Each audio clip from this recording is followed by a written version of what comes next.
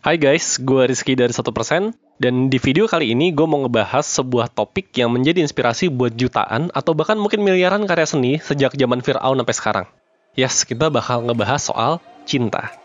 Sebuah topik yang sudah diabadikan oleh jutaan seniman dalam bentuk lagu, puisi, lukisan, dan berbagai ekspresi seni lainnya. Cinta itu unik. Cinta itu cuma sebuah kata, tapi bisa punya jutaan makna, tergantung sama siapa yang bicarakannya. Ada yang bilang, cinta itu begini, cinta ini begitu, cinta tuh harusnya begini, cinta tuh gak boleh begitu, dan lain sebagainya. Dan di video ini adalah penjabaran cinta menurut Rizky dari 1%. By the way, sebelumnya, jangan lupa buat like, komen, dan subscribe. Kalau lo punya cerita yang unik mengenai kisah cinta lo, tulis di komen, karena gue pengen banget baca.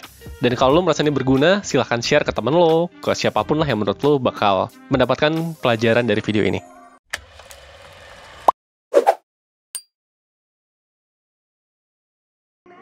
Oke, kita mulai dari definisinya dulu ya. Menurut gue, cinta itu adalah perasaan positif yang lahir dari keterikatan emosi antara seseorang dengan sesuatu di luar dirinya. Jadi, ketika lo punya keterikatan emosi dan itu bikin lo punya perasaan positif dengan siapapun, atau bahkan apapun itu, itulah cinta. Lo bisa aja cinta sama pasangan lo, keluarga lo, teman lo, hewan peliharaan, bahkan lo bisa aja cinta sama sebuah filosofi atau sesimpel sebuah cita-cita tertentu. Misalnya gue nih, gue tuh jatuh cinta sama cita-cita bahwa gue bersama seluruh tim 1% bisa ngebantuin kalian semua untuk berkembang setiap harinya. Gue punya keterikatan emosi sama ide tersebut, sama cita-cita tersebut, dan itu ngasih gue perasaan positif. Menurut gue, cinta tuh sesederhana itu kok definisinya. Nggak tersangkut paut sama kesetiaan lah atau apapun itu. Nah kalau emang sesimpel itu, kenapa sih sampai 1% bikin video ini gitu? Kalau buat gue personal, gue bikin video ini karena banyak banget orang salah kaprah soal mana yang cinta, mana yang bukan. Dan di video ini, gue akan jelasin hal-hal apa saja yang banyak dikaitkan sama cinta, padahal itu nggak sepenuhnya berkaitan sama cinta sih. Dan kadang-kadang kesalahkaprahan ini justru bikin orang pusing sendiri sama hidupnya. Yuk, kita mulai yuk. Yang pertama, lust atau nafsu. Nah, ini terutama terkait banget sama hal-hal yang berbau seksual. Ini paling simpel sih. Gue yakin ada banyak banget orang yang sebenarnya kita sayang nih, kita cintai di dunia ini, tapi ya kita nggak punya nafsu sama sekali aja gitu untuk berurusan secara seksual sama mereka. Contoh, teman-teman deket lo, keluarga lo, ya lo cinta kan sama mereka kan, tapi lo nggak punya nafsu sama mereka gitu. Dan sebaliknya, ada aja orang-orang di luar sana yang mungkin kita sangat tertarik secara seksual, tapi ya nggak ngasih perasaan positif apapun aja gitu selain nafsu seksual. Contohnya apa? Contohnya selebriti seksi gitu di luar sana. Ya seneng aja gitu kan ngeliatnya kan. Cuma kan ya udah gitu doang.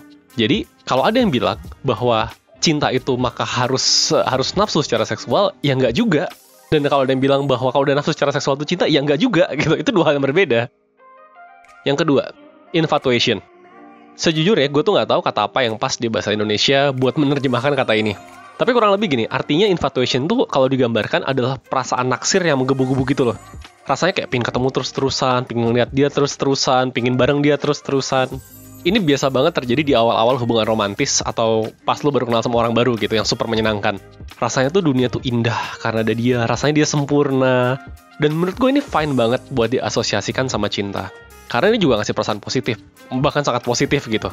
Tapi cuma selama beberapa saat tertentu. Di dalam dunia romansa, infatuation ini biasa dikaitkan dengan sebuah periode bernama honeymoon period. Atau biasa juga disebut dengan masa bulan madu, di mana semuanya begitu indah. Tapi masa bulan madu ini pasti berakhir. Dan setelah itu, dunia tuh jadi biasa lagi gitu. Dia tuh nggak lagi sempurna. Lo mulai sadar kekurangan dia, dan dia juga mulai sadar kekurangan lo. Nah, bahayanya adalah kalau lo mengidentikan cinta sama masa-masa ini, maka begitu ini semua surut, lo bakal mulai bertanya-tanya, apa iya gue masih cinta sama dia? Apa iya dia masih cinta sama gue? Kok dia nggak seniat dulu ya pas awal-awal PDKT atau awal-awal jadian gitu? Jawabannya sih sebetulnya bukan berarti udah nggak cinta. Cuman emang udah selesai aja pada masa bulan madunya. Dan yang ngalamin kan bukan cuma lo ya, yang ngalamin tuh juga dia. Artinya dia tuh dulu juga menggebu-gebu sama kayak lo. Cuman ya sekarang ya udah abis aja gitu masanya. Jadi bukan berarti gak cinta lagi, simply udah abis masa bulan madunya. Dan sejauh gue kenal, banyak banget pasangan di hidup gue, mulai dari yang masih remaja sampai yang sudah kakek nenek gitu ya. Gue gak kenal satu pasangan pun yang bisa punya periode masa bulan madu seumur hidup. Saling cinta mungkin bisa, tapi bulan madu seumur hidup tuh gak ada. Jadi, ketika masa bulan madu lu surut, bukan berarti cinta lu habis. Ingat ya? OOT dikit, ini makanya gue menyarankan buat lu nggak buru-buru bikin komitmen jangka panjang apapun, kayak lu ngajak nikah, atau lu ngajak cicil rumah bareng, atau apapun itu, selama lu masih di masa bulan madu. lu tuh lagi sangat bias. Lu lagi sangat bias, dan lu lagi sangat bodoh, dan lu tidak bisa menilai dengan objektif. Tenang aja, ketika gue lagi ngalamin masa bodoh, gue juga bodoh kok. Semua mengalami itu. Jadi, jangan percaya sama diri lu di masa-masa ini buat bikin sebuah keputusan. Karena semua lagi super indah. Tunggu reda, lu kembali realistis, baru ya ngomongin hal-hal kayak gitu. Ketiga, bahwa setia menunggu dan mengejar itu adalah tanda cinta. By the way, ini spesifik ya. Gue cuma ngomong setia dalam soal menunggu dan ngejar. Kalau setia setelah dalam hubungan itu bagus. Tapi setia dalam menunggu, itu tuh kemungkinan besar bukanlah tanda cinta. Tapi tanda dari obsesi. Ingat deh, tadi awal-awal gue tuh membahas bahwa cinta tuh harusnya ngasih emosi positif. Nah, obsesi sama seseorang sampai rela menunggu dan ngejar kayak gini, menurut lo biasanya emosinya positif atau negatif? Coba deh, lo yang semua yang pernah setia ngejar berbulan-bulan atau mungkin bertahun-tahun stalking gebetan lo, coba jujur sama diri sendiri. Perasaan lo tuh positif atau negatif? Lo ngerasa bahagia atau stres? Lo ngerasa tenang atau cemas? Please banget bedain antara obsesi lo, perasaan lo, dan kenyataan. Ingat, ada 7 miliar manusia di dunia ini. 6 miliar 999 juta lainnya itu tidak merasa bahwa kebahagiaan mereka itu harus dapetin gebetan lo. Kenapa lo harus ngerasa segitunya gitu loh? Itu tuh bukan cinta, itu tuh obsesi. Ada banyak banget cara lain buat bahagia. Jadi saran gue, lo gak usah terpaku sama obsesi. Dan biasanya nih, obsesi ini datang tuh dari ego. Lo bukan mau mencintai dia. Lo cuma mikir, kalau lo dapetin dia, maka lo seneng. Lo berhasil dapetin apa yang selama ini lo kejar. Padahal hubungan itu justru baru dimulai setelah lo dapet sih. Dan belum tentu juga setelah lo dapet, lo akan bahagia. Yang keempat, posesif dan cemburu. Ini kita udah sempat bahas beberapa kali sih, bahwa cemburu dan posesif itu bukan soal cinta, tapi soal insecurity dan takut ditinggal. Posesif dan cemburu biasanya berawal dari rasa tidak berharga. Sehingga orang yang kayak gini nih biasanya takut kalau sampai pasangannya ninggalin dia, maka dia nggak akan bisa dapetin lagi gantinya. Terus dia nggak bisa bahagia lagi. Makanya dia akan melakukan berbagai cara untuk menjaga agar pasangannya nggak bisa kabur dari dia. Ngebatasin pergaulannya, ngelarang ini, ngelarang itu, dan banyak banget tindakan posesif lainnya.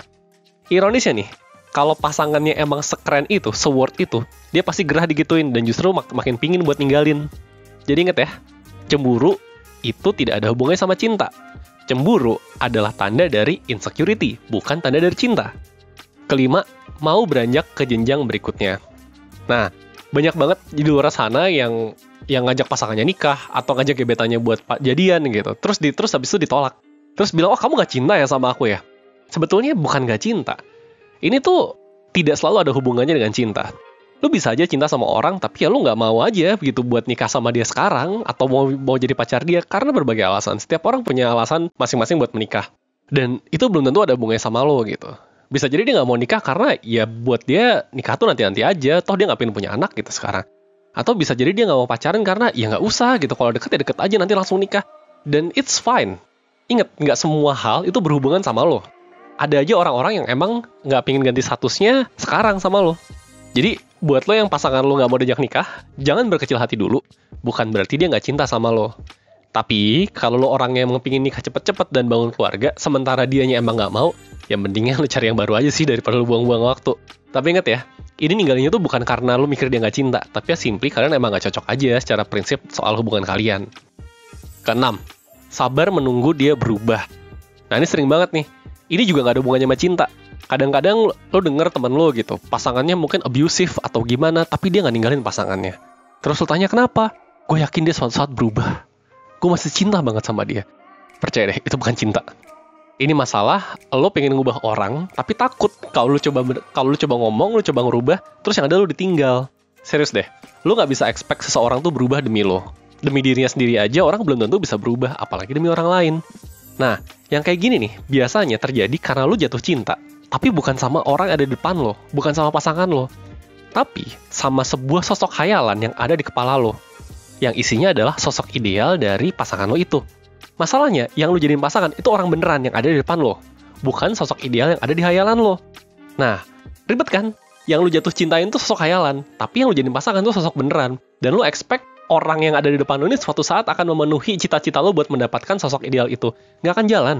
Jadi kalau lo merasa kesabaran lu selama ini adalah tanda cinta, percaya deh, itu bukan tanda cinta. Itu simply sebuah tanda bahwa lu tidak berani berbuat apapun. Lu tidak berani buat mencoba, lu tidak berani untuk mundur, dan lu tidak berani untuk menerima. Oke? Nah, itu tadi 6 hal yang menurut gue sering banget dianggap sebagai bagian dari cinta sama orang-orang. Padahal ya sebenarnya gak gitu-gitu amat. Cinta harusnya sederhana dan bikin bahagia, bukan rumit dan bikin stres. Kalau kisah cinta lo bikin rumit dan stres, ya mungkin itu bukan kisah cinta, melainkan kisah posesif, kisah obsesi, atau kisah-kisah salah lain yang tadi udah gue sebutin. Kalau hubungan lo, atau calon hubungan lo, sekarang gak ngasih perasaan positif, coba deh dicek lagi. Apa benar yang lo jalanin itu cinta? Apa benar itu bukan obsesi, atau sekedar posesif, atau insecurity, atau apapun? Jangan-jangan ya itu adalah hal-hal salah di atas tadi yang lo sebut sebagai cinta. Dan by the way, ingat kalau lo stres mikirin kisah cinta lo yang ternyata bikin lo sedih mulu, lo selalu bisa ikut mentoring 1% yang linknya udah gue taruh di deskripsi. Sekian dulu dari gue, akhir kata gue mau kembali mengatakan bahwa cinta itu harusnya simpel dan membahagiakan. Kalau nggak bikin bahagia, ya ngapain? Gue Rizky dari 1%, bye!